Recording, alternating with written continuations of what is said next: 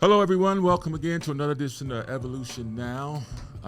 Thank you so much for joining me on my show. I'm here as always with my mentee and colleague, Ethan Heisey. Ethan, say hello. It's a great day to be alive, everybody. Thank you for coming. And watching. It's going to be a really good podcast. Got a lot to talk about. Absolutely. What are we talking about today? Well, we talk about a variety of topics. As always, my name is Terrance Johnson. Everyone calls me Mr. J. What is the goal here with Evolution Now podcast? What are we trying to do? Well, the title itself explains itself. You must evolve. We're going to cover a variety of topics today, from family to finances to spiritual development, and to ensure, particularly with young people, as you see, Ethan's quite younger than I am, and I make it a habit to surround myself with younger men and women to help hopefully transfer some of the knowledge and wisdom that I've acquired over my lifetime to make things as better for them as possible. So as you listen to this podcast, our goal is simple. How can you improve your life? What is it going to take for it to make it happen? And just to be realistic, because you know what, ladies and gentlemen, believe it or not, even with all the challenges we face here in this country, life is still worth living. And I want you to have a good life. I want you not just to be successful financially, but be successful with your family, your children, your business endeavors, your colleagues. There's so much that we can learn from each other. So I always encourage young people to listen to the elders, but vice versa. As I have Ethan here to my left, he teaches me a lot too in reference to staying abreast of technology and things of that nature. So with that being said, Ethan, what are we going to discuss today? What topic are we going to touch on first thing? That's a lot. You know, what's interesting is I know you just retired.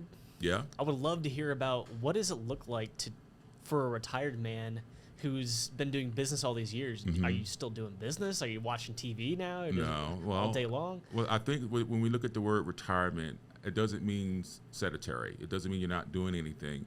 I've just been very fortunate enough to where let me put it to you like this. You work to do what you have to do to get to a point where you can do what you want to do. Mm-hmm. And I'm at a point in my life where I can do what I want to do. And so in doing so, when I say the word retirement, that's just a word we use to say you're not under the thumb of the system, so to speak. And so what I find myself doing is working with guys like yourself, mentoring a lot of young people in business and things of that nature, which I find very rewarding. The best thing about it, though, is you can be someone to have a leisure lifestyle. You know, you can get up, have coffee with my wife every morning, and you know, of course, I'm watching the markets and things of that nature. But outside of that, I get to do what I want to do, from just whether I'm enjoying flying my drones or, you know, hanging out with some old friends. It's really, really cool. And I think that's something that everyone should aspire to. But when I say retirement, it's not like I'm just sitting at home, you know, in my boxers laying around not doing anything. That's not the case at all. But it's truly liberating to get up to a point in your life where you can wake up and literally do whatever it is you want. And I think all men and women are striving for this one word, which is called freedom. You know, and most of us are not free to do what we want to do because of the current matrix that you find yourself in. You have to get up and go to work every day, and I totally get it. I did it for over 35 years, so I totally get it. But to be 55 years old and not have the weight of all those fiduciary obligations that we find ourselves into as we're progressing through our life journey is truly freedom. So, but the way I did do it, I will tell you this, you must have a plan. I would encourage all of you to make your financial freedom a priority. And a lot of times I find that most people are in survival mode as opposed to freedom mode. And those are two very different mindsets. And so, you know, aligning themselves with individuals such as yourself in the line of work that you're into, making your financial future a priority. There's certain pillars of wealth that I have implemented throughout my life. If you mind, I want to share them with the podcast real quick. And I want you guys to write these down if you can, because these simple points have helped me prepare for a future for my wife and I, to where we find ourselves living our best lives, so to speak. There are pillars of wealth. Number one is real estate. Number two is precious metals. Number three is stocks. Number four is crypto. Number five is insurance. You should definitely learn as much as you can about those different industries with Google and YouTube. Listen, there's so much free information out there, free game, as the young folks say it, that you can acquire. Just take some effort and do some due diligence and find out what you can, get involved in those industries. And as always with wealth, it requires patience, persistence, and action. The last two on that list, as I'm going to say, is your health and your spiritual development. Now, by no means are your health and spiritual development to take the back seat to those other things that I mentioned, because your health is your wealth, and without health, it doesn't do you any good to be successful financially and you're sick. And it doesn't do you any good to make a great deal of money and you're an asshole. So just put that out there to you. So if you want to have, and why I say that, because many people I know are very successful financially, but they're not very nice people. I find the more successful you are, the nicer you should be. I'm going to say that to you again. The more successful you are, the kinder, more gentler, more nice of a person you should be. That doesn't mean you're a doormat. You don't let people walk over you and disrespect you. But what I am saying, if you have found that the universe, God, whatever you choose to call it, the light, the source, has put you in a position where you've acquired a great deal of financial freedom, and you see the everyday struggles of the common human being, white, black, short, tall, fat, skinny, makes no difference to me, you should go out your way to be as kind as possible. I believe wealth is given to individuals, for the most part, not all the times, or people who, number one, earned it. Most people have earned it, particularly self-made individuals, and people who have a heart for others. So, but those are some pillars of wealth. And also, looking towards the future, data, AI, and blockchain. I'm going to say this to you again. Data is very important. As you look at YouTube, Google, all those companies are data-driven. The blockchain technology, if you are not familiar with blockchain technology, if you're not familiar with the cryptocurrency industry, I assure you in 5 to 10 years, you will find yourself locked out of that so-called great American dream. And for most individuals, it will become the American nightmare, because you have not prepared yourself for not what's coming, but for what's already here, and artificial intelligence. If you just look at, you go into Walmart, they're doing the self-checkout now. You go to McDonald's, they have the kiosk. Mm-hmm. What you're seeing happening is the evolution of society and the elimination of labor. And so I'm very much into acquiring a skill that you can monetize. Let me say that to you again, not just acquire a skill, but acquire a skill that you can monetize. And so I hope I wasn't too long-winded there, but take that for what it's worth, implement those types of strategies into your life, and I assure you, it will increase the probability of your success. So that's my take on that. Yeah, it's interesting. You said the way you define retirement, and it kind of pulls you out of society. I like to say it's just you're in a position to not have to work, and it seems that you just don't have the pressures and the things that a lot of people have to go through. You can, like you said, do what you want because you can. Right. And I'm sure you, of all people, appreciate it more than others because of where you come from, and you know what they go through. Well, listen, I can tell you this. It was, what can I tell people? First of all, you must prepare. Most people, in my opinion, do not face reality. Hope is not a strategy. Hope, I'm going to say that to you again. It's good to have hope in yourself and belief in yourself, but you must have a strategy. Many, many years ago, when I was a young man in my 20s, and I'm smoking weed, drinking, hanging out in clubs, going to strip clubs, partying, doing what most young American men do. I was no different than anybody else. I don't let the beard fool you. I know it's white now and all that, but I did not always have a beard and all this other stuff. I wasn't always speaking the way that I speak today. I was young. I'm drinking, I'm partying, and I'm smoking weed. I'm doing what young guys do: fast cars, fast women. And that's another thing about me. I believe in being transparent with people. A lot of times what I see is older people act like they were never young, but they never did the things that you see young people doing today. So I don't subscribe to that tenement at all. But nevertheless, once I hit a certain age, I was about 26 years old. Real quick story. I've been married now 28 years. I've been with my wife 30 years. And I know marriage gets a bad rap in the year 2023, but I'm from the old school. My wife is a huge part of my success, not from a working perspective, like she got up and did the job for me, but she does everything that doesn't show up on a P&L, but then that shows up on a profit and loss statement by being loving, being supportive, being kind, and all that. I was just very fortunate. I'm going to share my heart here, just a little quick story. How did you turn your life around?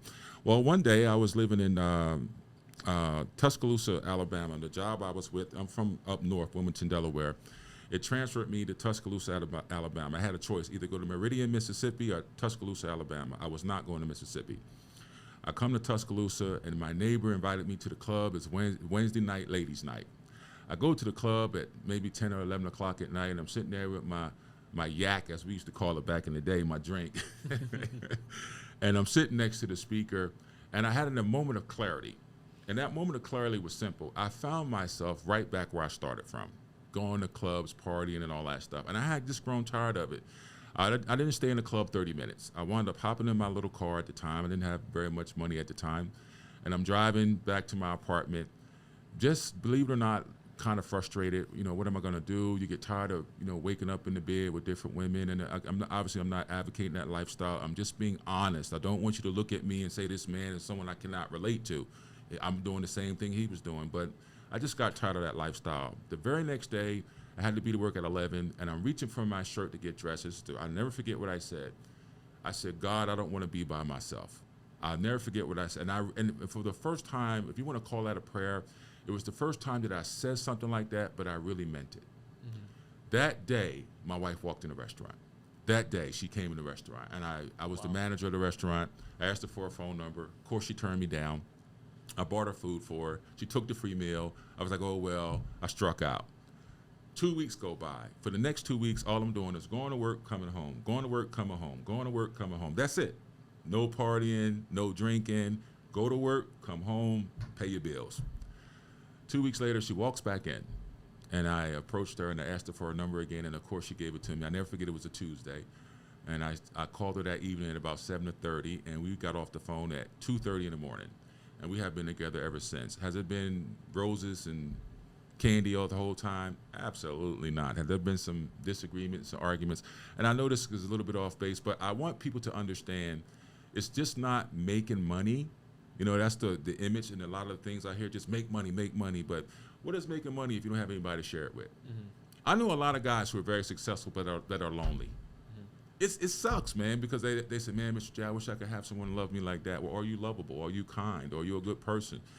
Just because you can pay some bills doesn't make you a great man, and just because you're a beautiful woman doesn't make you a good girl. You know what I'm saying? So, but at the end of the day, man, those career-defining moments, as I like to call it, Ethan, mm-hmm. That's really what they are. It was at 26 years old, it was a change in direction for me, and from being married and taking on all that what comes with that, the responsibility of your mortgage and your bills, and you're not always 26. Next you're 30, then you're 35, then you're 45, now you're in your 50s. And at the time when you're 26, you don't think about when you're 55. No. But it's just odd, when you're young, a 16-year-old says, man, I can't wait to turn 18 so I can get out my parents' house. Or when I'm 18, I can't wait to turn 21 so I can have a drink. And then when you're 50, you say, I wish I was 18 again. It's goes backwards. It's so ironic, the cycle of life. So, but there are a lot of variables that go into those formulas of success and equations. But I would say to any young man or young woman, if you're lucky enough to find a husband or a wife or whatever, I'm not saying be a sucker and all that other good stuff. I get it, but at the same time, I would be a liar and I would not be a solid man if I was to say my wife was not a huge part of my success. And again, not from getting up, going into the office or doing it like that, but being that strong, support, loving, kind person, because just as much as women prize fidelity, men prize loyalty. So what's it look like? It's great. I'm not gonna lie. I could wake up, do what I want to do. You know what is cool? Going into the Publix and just strolling down the aisles. Just because you can. Just because you but can. You're not there to buy anything. No, hey man, I want some lamb chops. I'm gonna go ahead and buy some lamb chops. You know what I mean? Sure. It's cool in that regard. So, but what I'm really passionate about is helping, educating, and really getting people to the next level. Real talk, not that BS I hear. A lot of stuff, I don't want to use too much profanity. I don't want to do that. A lot of the information that I see given to people is just straight BS. Mm-hmm. It's just straight crap. It's more of a money play. They're going to play on your emotions, buy this, buy that. And I understand everyone's in business, you got to make money, but people need true, natural, practical applications. What do I need to do to change my life? Mm-hmm. And most people equate success just with money, but you and I both know if money was everything, why would Tom Cruise get divorced? Why would Michael Jordan get divorced? Why would Robin Williams hang himself? If really think about that for a moment. If I just get millions of dollars, everything's going to be great. Bullshit. I'm telling you what I'm telling you from experience. That's not true. You're giving money for one reason, to bless other people. This is why most millionaires struggle. They're struggling with blessing people. They don't have a real close knit of friends and circles around them that they could trust. So I'm just a firm believer in that. Money, it's better to have it than to need it and not have it. I totally get it. But at the same time, I want you, young folks, listen to me. Nothing you're working for, the house, the car, the clothes, the jewelry, whatever, none of that will fit in the casket. None of that will you take with you. I want you all to hear me clearly so you don't get what I'm saying misconstrued. You can have $100 million and drop dead of a heart attack, and I guarantee you it's not $100 million in the coffin with you. I guarantee you that your Lamborghini is not in that coffin with you. The only things in that coffin is a suit and a tie and a handkerchief, and your people out there crying over you or whatever, and in 3 weeks or 4 months or 2 years, you're forgot about. Such is life. So you must ask yourself, why am I doing this? What am I trying to pursue? I wanted to retire to where I was free to help. When you're working and you're for a corporation, you're not free. And I'm not trying to, disrespect anybody's goals, whatever, but you are not free. You have to get up every day and sit in traffic for 30, 40, 90 minutes and go work and make another person wealthy. That's exactly what you're doing. They pay you just enough. What's job stand for? Just above broke. I haven't heard that one. Yeah, just above broke. Job, just above broke. You just above broke. They're paying you just enough for you to keep coming back. They pay you just enough for you to forget your dreams. Forget what you wanting to do. And you know what's stopping a lot of us? Don't blame your parents. Don't blame the economy. It is your own fear, lack of discipline, and inaction. You must, I repeat, you must make yourself the priority. You must. Women are very good at this when it comes to their children. My children are what? What do you hear women say all the time? My children are everything to me. Mm-hmm. So they make their children their priority. Mm-hmm. Men do this with their careers. My career is everything to me. And so they focus on making a lot of money, but they wind up divorced. I'm just being honest, but when you understand and the whole gamut of life itself, the money is a byproduct. Let me say again, how do you make money? Money is a byproduct of doing a lot of other things well. So I know I tend to speak long, and people always say, Mr. J, we love to hear what you have to say. So hopefully that educates you, enlightens you, and inspires you in some way. So, but yeah, retirement looks great, trust me. No, I love it. And I think a lot of people need to hear this. So you talk as much as you want. Well, I appreciate it. I mean, and so you guys know, Ethan and I have been friends for a couple of years now, a few years. 3 years. Yes. I met this young man through another mutual mentee of mine, Colin Anderson, and I just was blown away by him. I just was blown away. He's a sharp young man. I trust him. He does very well in business, and we're going to have a long, fruitful relationship together. And I just really appreciate his time and effort. He always says, Mr. J, just, please talk, because most people don't get to hear people speak in this regard. Mm-hmm. No one's really talking to us this way. And it's not that I know it all, but what I do know, I'm going to share with you.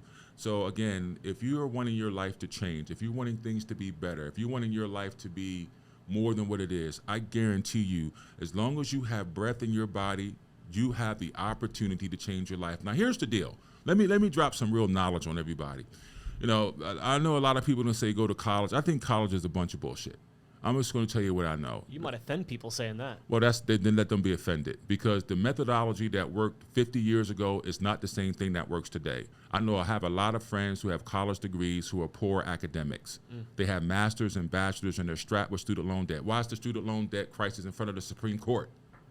I mean, that's ridiculous. The debt has reached such a high point that now you're having to go to the Supreme Court just to see if these people can get some type of financial relief. So no, don't misunderstand what I'm saying. I am not saying don't pursue higher education, but college itself is a racket. Well, how is it a racket, Mr. Johnson? Well, let's just use some deductive reasoning.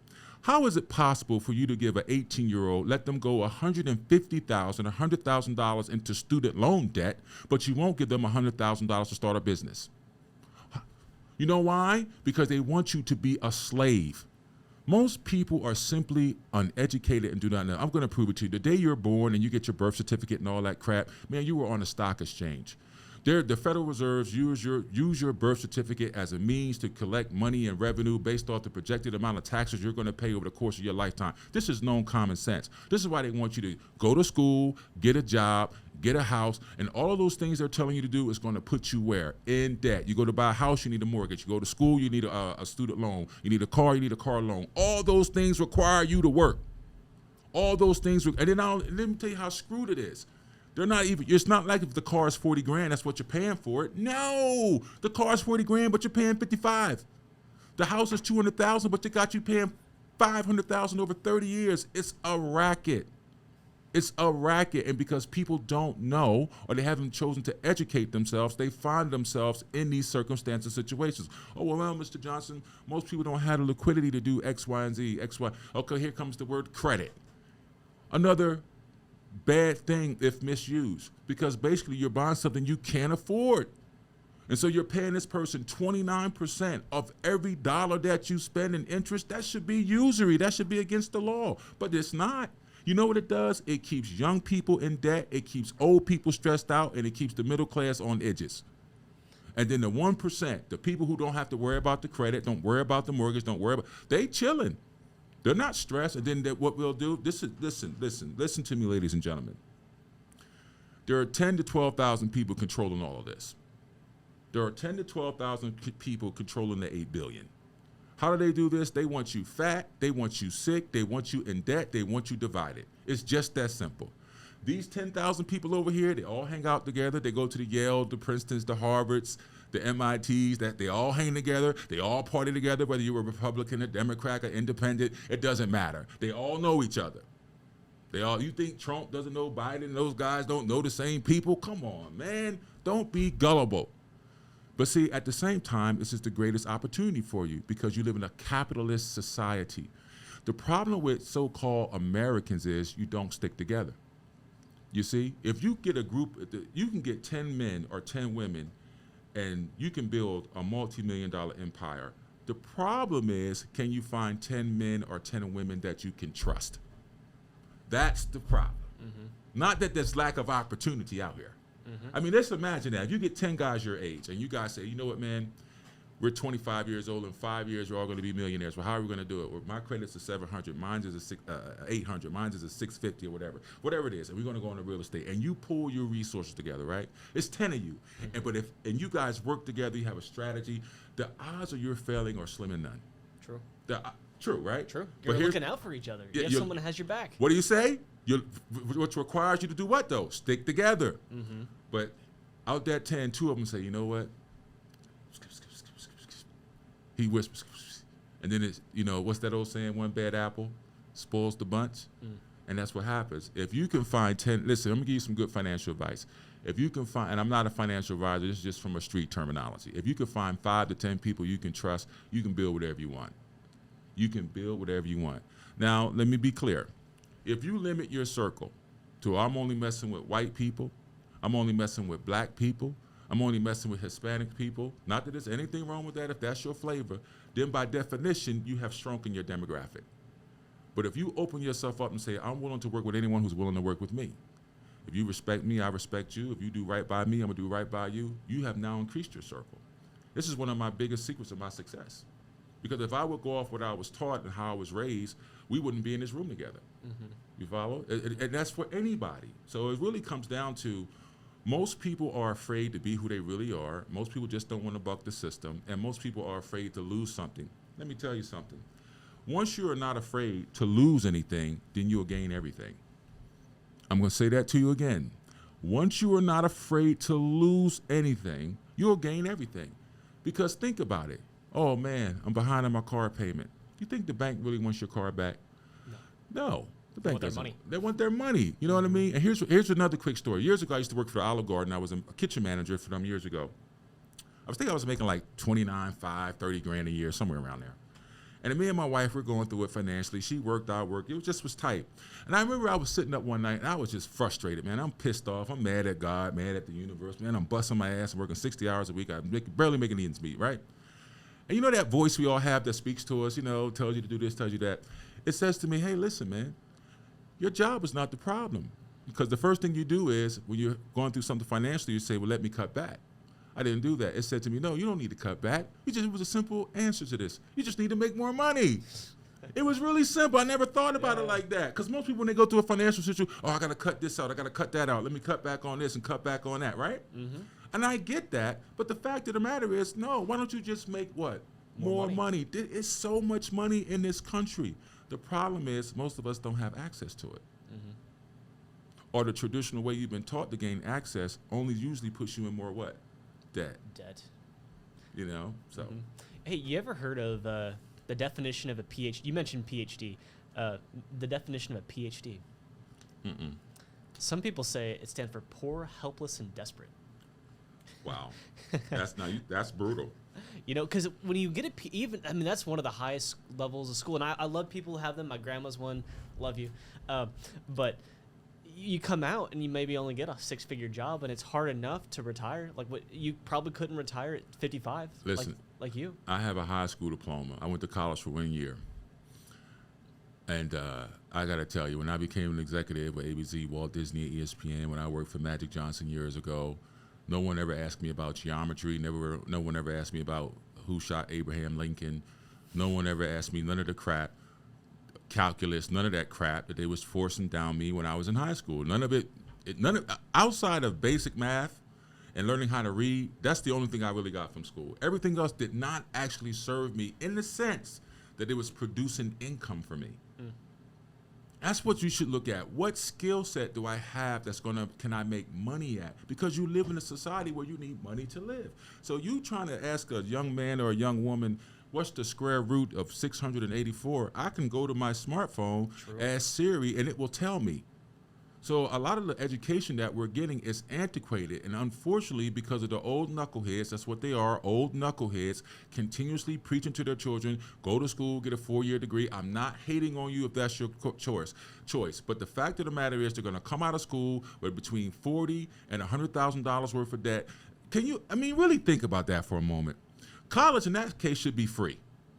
You're 18, you're going to spend 4 years in school, and you're coming out, you're already under the gun for 100 racks, 100 bands, man. And it's not like that's 100 bands free and clear. They want interest on that money. You might as well have taken that money and invested in the duplex property, lived in one side of it, rented the other side out, let those people pay for your mortgage payment, stay there 2 years and flip it and go get another piece of property. At least you have some real estate to show for it. You're going to get a piece of paper, and you're going to go into a job market that's so extremely competitive nowadays that listen, I could be wrong. I could be wrong. But from what I've seen, I am not. Mr. J, what are you saying? You are your best ticket. You are your ticket to success. Now, here's the deal. Screw up while you're young. You can screw up in your 20s. You can't screw up in your 40s and 50s. So what am I saying? Try everything. Whether you're a YouTuber or an influencer, whether you're going to learn about stocks, cryptocurrencies, real estate. Of course, you can obtain the knowledge, but there are courses you can take that don't require you to spend $30,000 and $40,000 to do these things. So I know plenty of people who have PhDs, and I know professors need to get tenured and all that good stuff. Fine and dandy, but at the end of the day, I guarantee you, if you ask them, knowing what you know now, what would you do different? I bet you they always say they do something different. I have no doubt about that. They will all say, I would do it this way, knowing what I know now. See, what I'm trying to do is head you off, give you a shortcut. Not a shortcut to success, but a shortcut to not failing. Not failing, because a lot of times you find people 30 and 40 years old saying, I'm getting ready to go back where? To school. Basically, I'm going back to school to acquire more debt. They put it on TV. They got some man or some woman smiling or crying, receiving their degree, tugging on your emotional heartstrings, not realizing this person just went into debt another $50,000, $60,000. You're not realizing that. They're painting you a picture because school is a business. They're not in the business of educating people. They're in the business of making money. Remember, you live in a capitalist society. Don't be gullible. Don't be a fool. They play on your ignorance. Trust me, I'm telling you what I know. If you look at the most successful people in business, most of them are not college graduates. They are not. The world is ran by C students, not A students. I'm going to say that to you again. The world is ran by C students, not A+ students. If it was ran by A+ students, it would be that much better.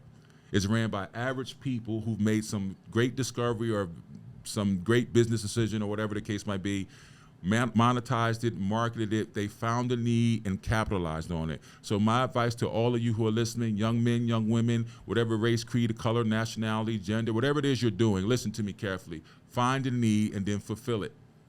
What's the need? That when people needed to get in shape, they opened up a bunch of gyms. Now you got Planet Fitnesses and LA Fitnesses and all that, right? Mm-hmm. You need a supermarket, they open up one, correct? That's what they do. Right.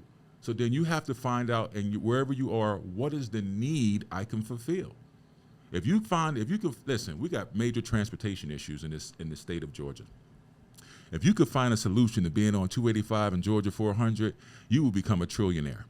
Yeah. If you can find a solution to where you don't have to sit in traffic for 90 minutes coming from Alpharetta to downtown Atlanta, if you can find a legitimate, cost-effective solution, you will become a trillionaire.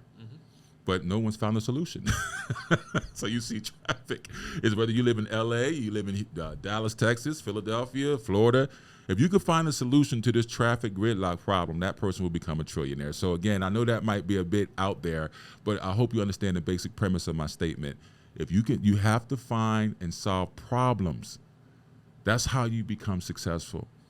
Find a problem and fix it. So that's what I do. Find problems. How can I make an impact on it?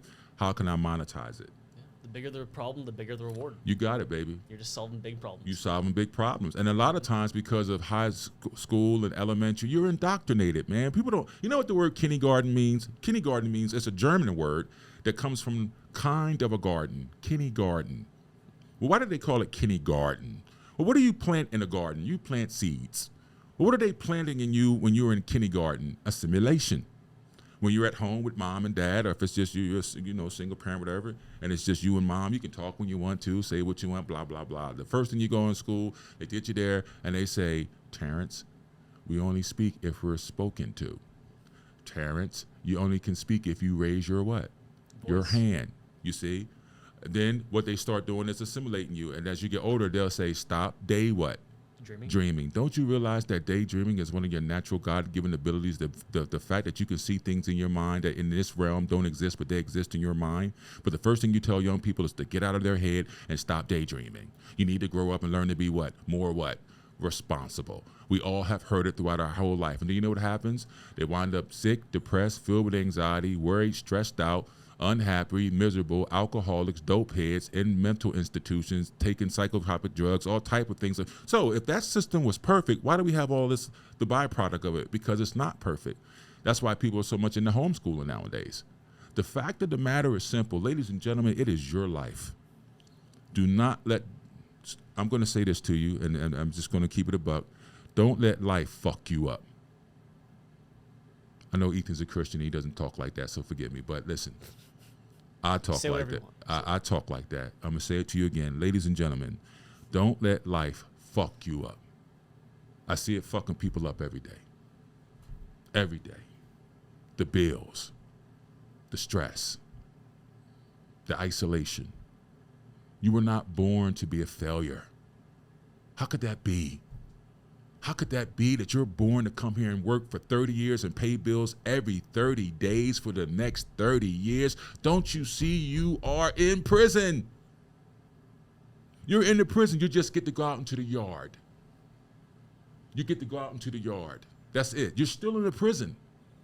You ride past the same Walgreens every day. You ride past, that's the commissary. You ride past the same Publix every day. That's the library. You're still in prison. You're under the illusion that you're free. But you're not. You don't own anything. I do own my home. Well, don't pay your property tax. See what happens. I thought you owned it. I own my car. I can do what I want to do. Well, don't get your vehicle registration done. See if you can drive it. No, you don't own crap. The only thing you do own is your mind, and they're even trying to take control of that. They tell you what to think, what to wear, where to go, how to speak. Don't you see? It's called assimilation. It truly is the Matrix. I am, on the other hand, I would call myself Morpheus. I can show you the door, but it's up to you to walk through it. It's entirely up to you, ladies and gentlemen. And listen, I'm not trying to preach to you, but I don't want to sit up here and tell you a bunch of BS and make you feel all warm and fuzzy and that life is this bed of roses. No. If you don't get control of your life will get control of you, and you might not like the choices that it makes. I'm going to say that to you again. If you don't decide what you are going to do with your life, then your life will decide for you. And you might, I guarantee you, you're not going to like the decision that it makes for you.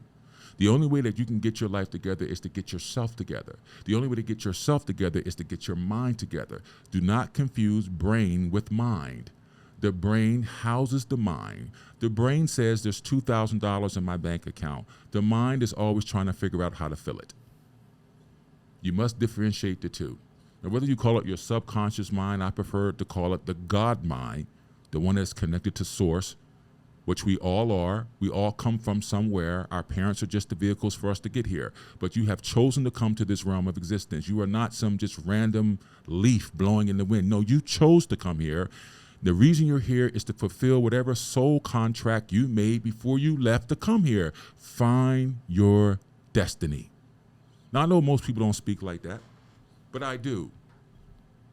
You see, I'm here in this room, this studio, with two sharp young men. I know they're bright and intelligent young men. They're very, very smart. Mr. Johnson is wise. They're not the same thing.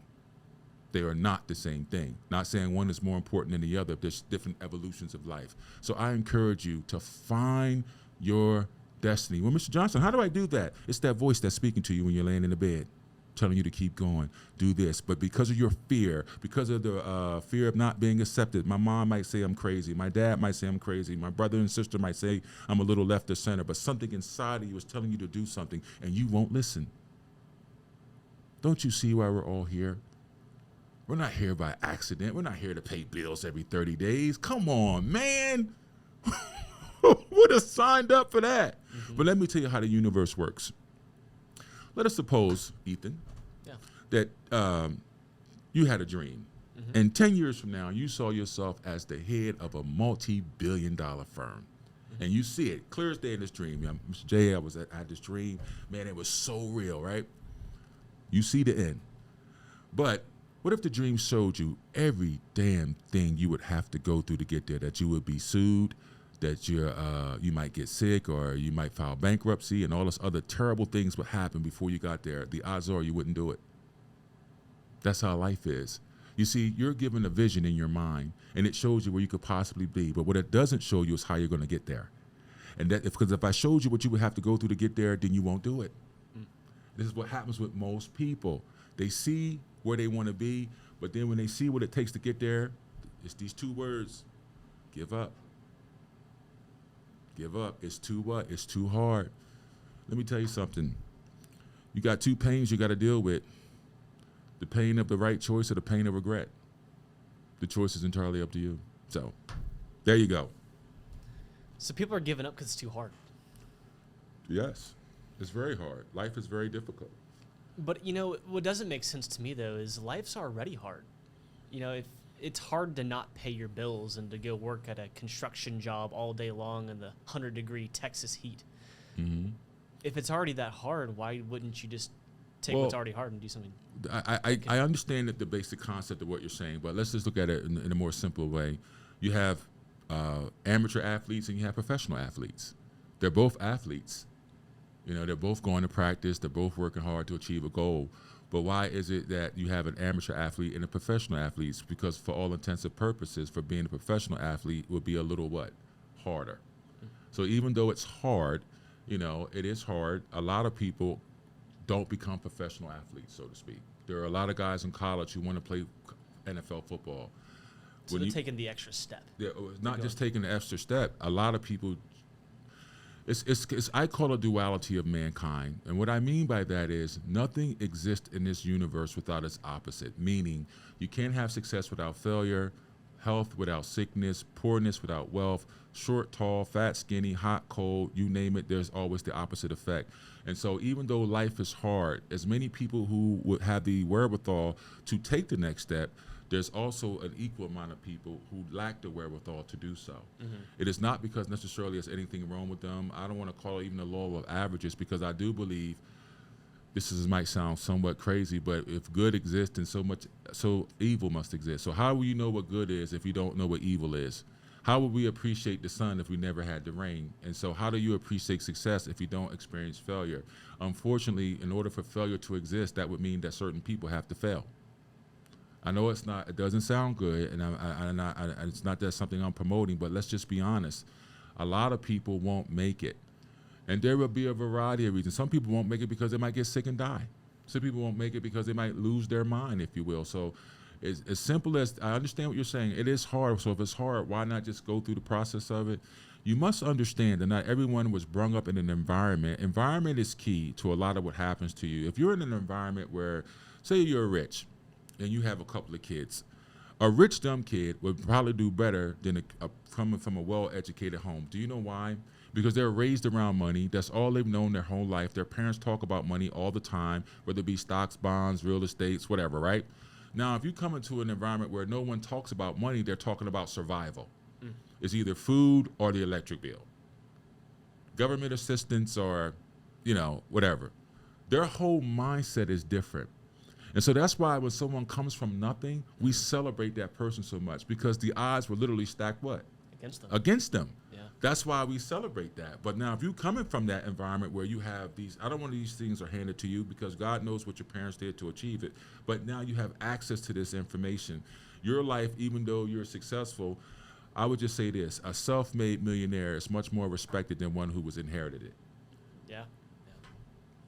Because this guy or woman is self-made, as opposed to my daddy left me $1 billion. Not that there's anything wrong with your father leaving you $1 billion, but a person who came out the mud, came out the muscle. They didn't have any of this. My mom and dad lived in a trailer park. My dad worked for GM. My mom was a school teacher, whatever the case might be. And they struggled and grind and saved money, did a 401k, blah, blah, blah, whatever the case might be. And for whatever reason, they got you through school. You got a 4-year degree, and you're an engineer, and you developed some phenomenal infrastructure technique to make the strength of steel 10 times stronger than what it is. You patent it and it's worth $1 billion. Well, he's self-made. As opposed to my daddy died, here's $100 million. So it's just a different way of looking at things. Well, I know we're coming up here on time. Okay. Been recording for about an hour now, I believe. You have any last remarks you want for the audience to know? Some tangible takeaways, anything that they can do? Here's what I want to say to you. Your mind makes it real. What do I mean by that? Again, most people confuse brain with mind. You've never heard of anyone saying they lost their brain. They say that person's lost their mind. Your mind is the gateway to the ether, the ethereal realm, what you would know as heaven on earth. Most people don't understand what the temple is. When you hear people going into temples, whether it be a mosque or a church, if you put a gun to your head, they say this person shot himself in the temple. This is your temple. This is the temple that it's referencing. Your mind, your mind's eye. You have the ability to see whatever it is you choose to see. Unfortunately, most people focus on and see what they don't want and then wonder why it comes to them. I cannot stress you to the importance of gaining proper perspective and the ability that you have. You have everything you need to change your life. Anyone who looks outside of himself to change himself, in my opinion, has the wrong God. And I will say this to you again: your mind makes it real. I love That's it. That's good. That's it. Well, thanks, guys, for joining us again. I had a lot of fun today. Hey, listen, I enjoyed coming. Ethan and I, we're going to be doing some master classes. It's been slow go for us. Like I said, I just recently retired, but this is what I'm doing now. Look forward to some great stuff coming from him and I. We're going to be doing some master classes. We're also going to be doing some group classes. We're in the process of doing that. And just give us some time. I hope that if you're in the Atlanta area, you'll come see us. I can tell you this: it will change your life. It will change your life. I guarantee that. Have a blessed and prosperous day. Thank you so much. Mr. J, I'm out. Peace.